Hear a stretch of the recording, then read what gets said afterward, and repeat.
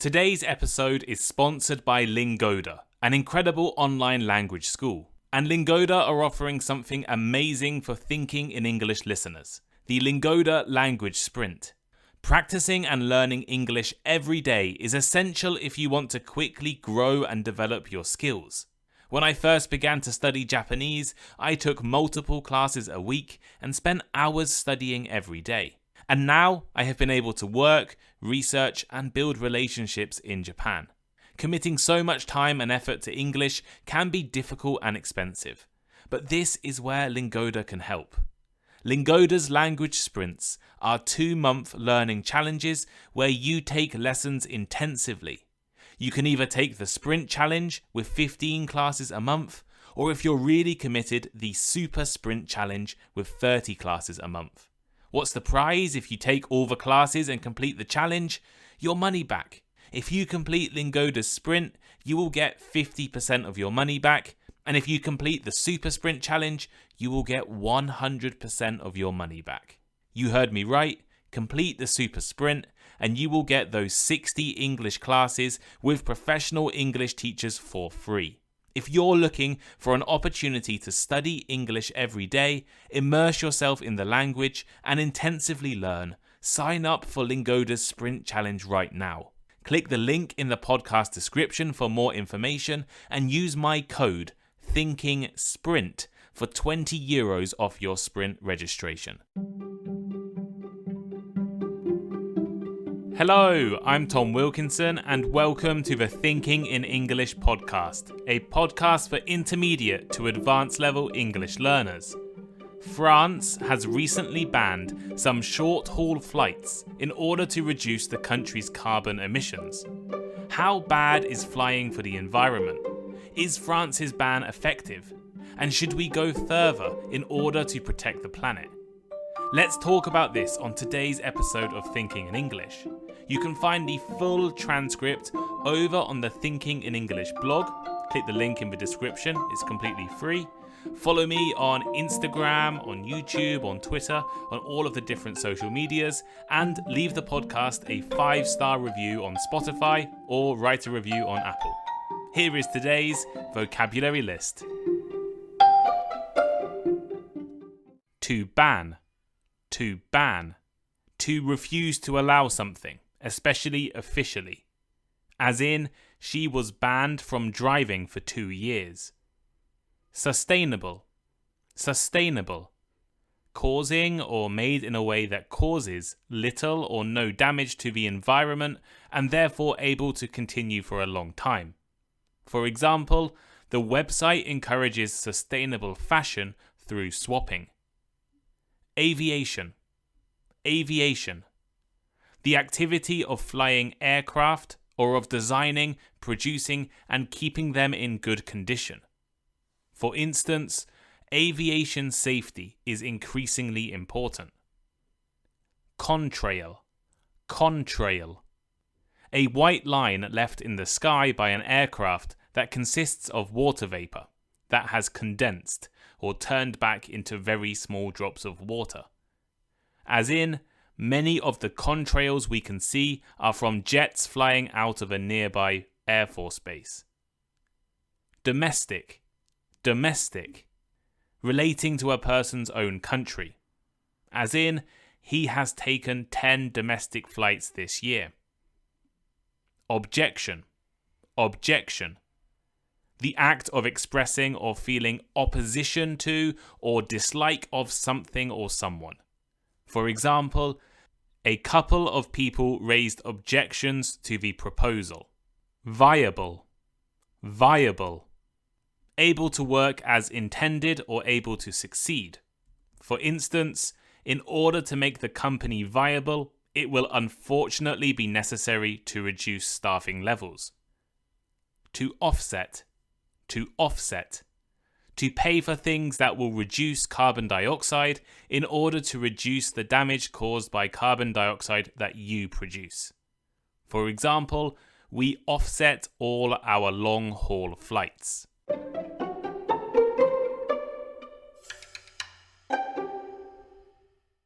If you are an avid consumer of the news, You may have seen headlines last week reporting that France has banned short-haul flights. After voting on the ban a few years ago, the new law has just come into force. The rule states that if a city can be reached in 2.5 hours by train, then you will not be allowed to fly to that location. The idea is to reduce the pollution and carbon emissions that come from flying and encourage people to use public transport more often. And the reason is simple. Flying is terrible for the environment. I'll talk a little more in detail about this in a few minutes, but if you look at the data, flying is always the least sustainable way to travel. This might make you uncomfortable. It certainly makes me uncomfortable. I fly relatively often. Moreover, I tend to fly long haul. Most recently, I've flown the London to Tokyo routes, which take at least 12 hours if flying direct, and quite a few hours longer with connecting flights.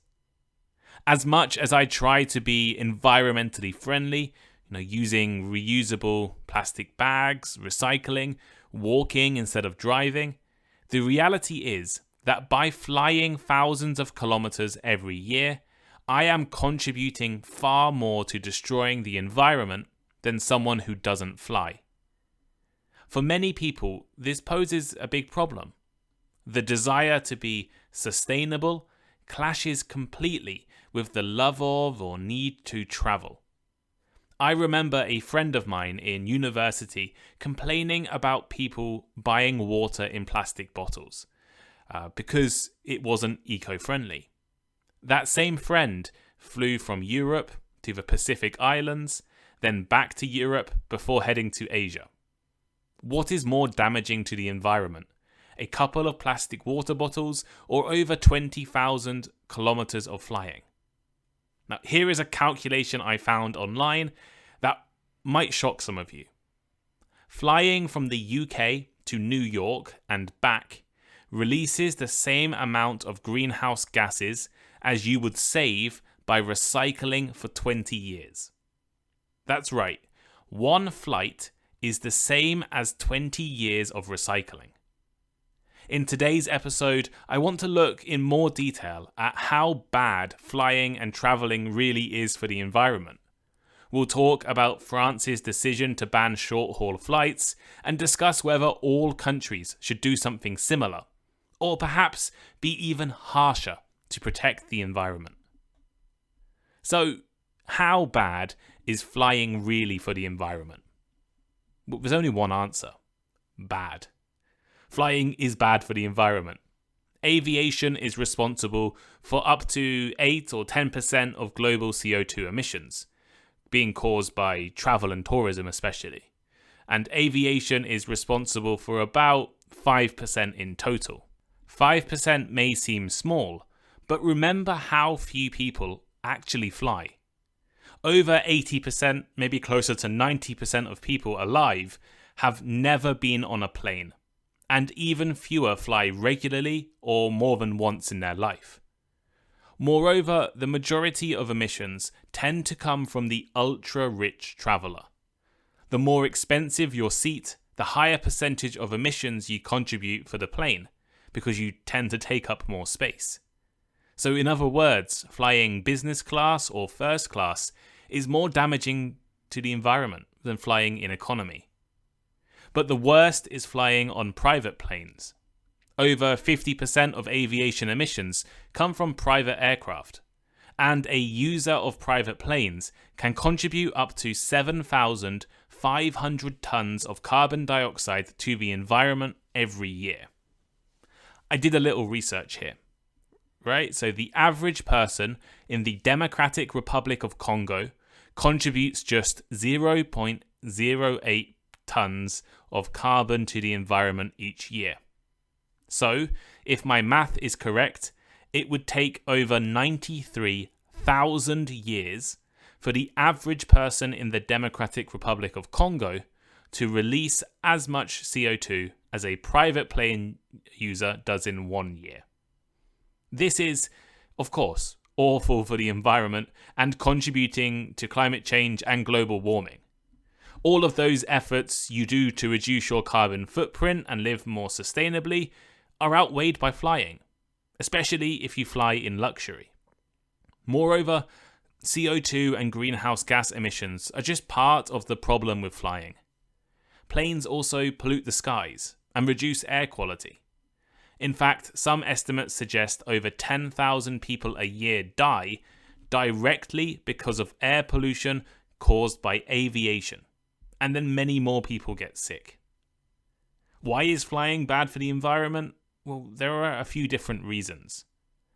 The white lines left behind by planes in the sky, called contrails in English, can really contribute to warming.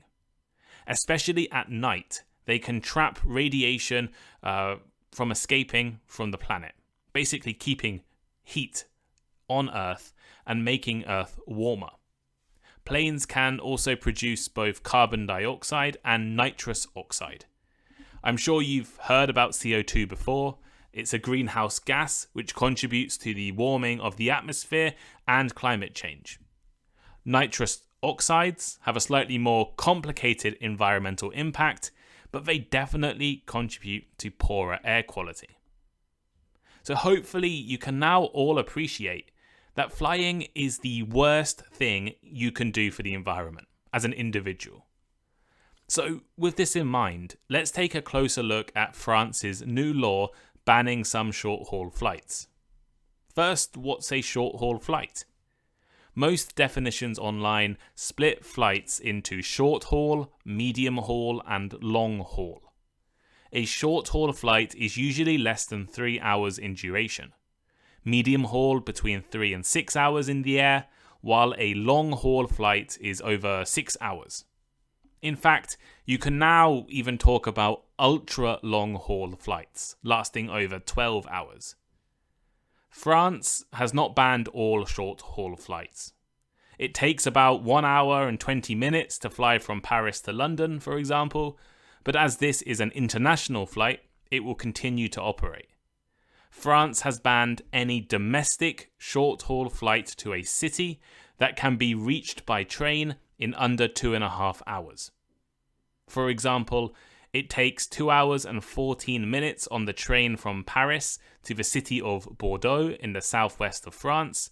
This means you will no longer be able to fly from Paris to Bordeaux. The plan had originally been stricter. The original recommendation was banning any flight to a city that could be reached in 4 hours.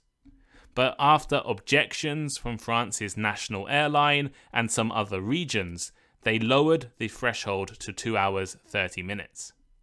Long-haul flights are obviously the worst for the environment in terms of total emissions. However, these are impractical to ban. We live in a global world. There would be no way to travel to much of the world without long-haul flights. I wouldn't be in Japan without long-haul flights. But all the flight routes France has banned have alternatives. A journey by train. A plane can emit up to over 70 times more CO2 per passenger than a train. And the train tends to be more affordable in France and often takes the same amount of time, as you don't need to travel to an airport. Moreover, short-haul domestic flights have higher emissions per kilometre than long-haul flights do. There also tends to be a lot more short-haul flights around the world every day than there are long-haul flights. France's ban is intended to reduce emissions by removing the possibility of unnecessary flights. While at the moment the plan only actually affects 3 routes, it could be expanded with improvements in France's rail network. And it will be a warning to the aviation industry. France may be the first country to do this, but more countries could follow and be even stricter. In fact, is this something that other countries should seriously consider? According to Greenpeace, yes, the EU should consider banning any short-haul flight with a direct train route taking less than 6 hours. They say that 33% of the busiest flying routes in Europe have viable train connections, and many are actually easier by train. Let's take an example. You want to travel from the centre of London to the centre of Paris. Flying may seem the quickest way to travel. I just went on Google Flights, and the first option that popped up takes only 1 hour and 20 minutes. On the other hand, the Eurostar train from London to Paris takes about an hour longer. However, it's not that clear. The flight I found departs from London Luton Airport and lands at Charles de Gaulle in Paris. Luton is not actually in London, so if you ever visit the UK, be aware of this. Luton is not in London, even though it's called London Luton Airport. It takes about 32 minutes by train from St Pancras International Train Station to reach Luton Airport. You would then need to go through check-in and security, board your flight, and then depart. You would then arrive at Charles de Gaulle Airport, potentially need to go through immigration, collect your baggage, before taking a train to central Paris. It takes around 30 minutes from Charles de Gaulle Airport to Gare du Nord station. In total, this journey would take at least 3 hours in total, but for most of us, it would likely be quite a lot longer, maybe up to 4 or 5 hours. The Eurostar train, on the other hand, leaves and arrives at the same stations, St Pancras and Gare du Nord, in just over 2 hours. It is much more convenient.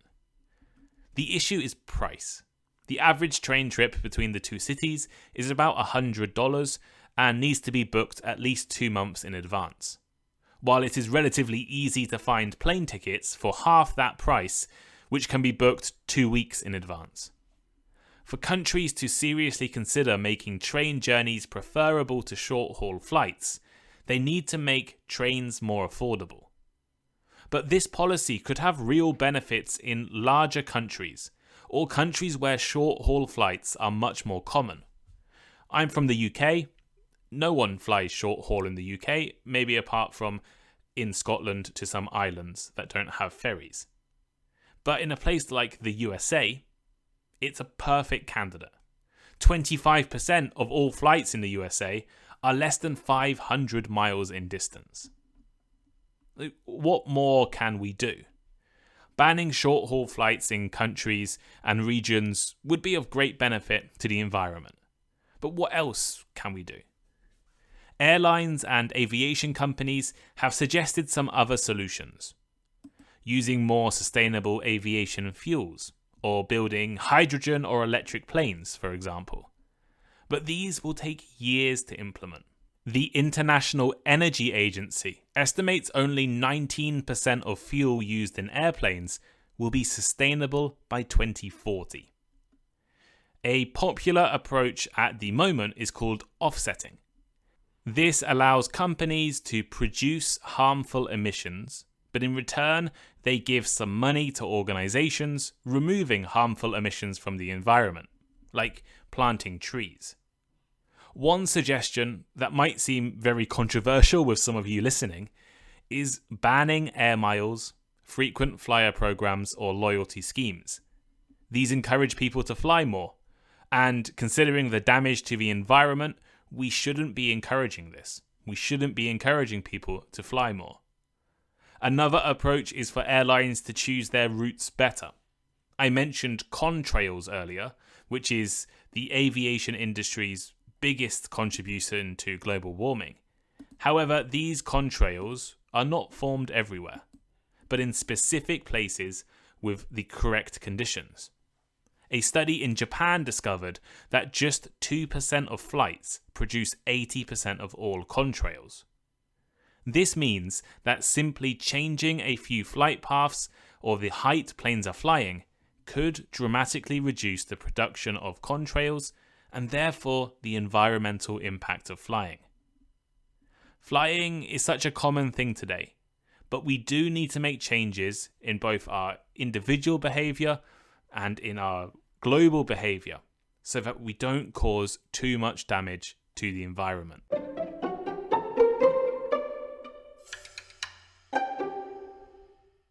So here is today's final thought.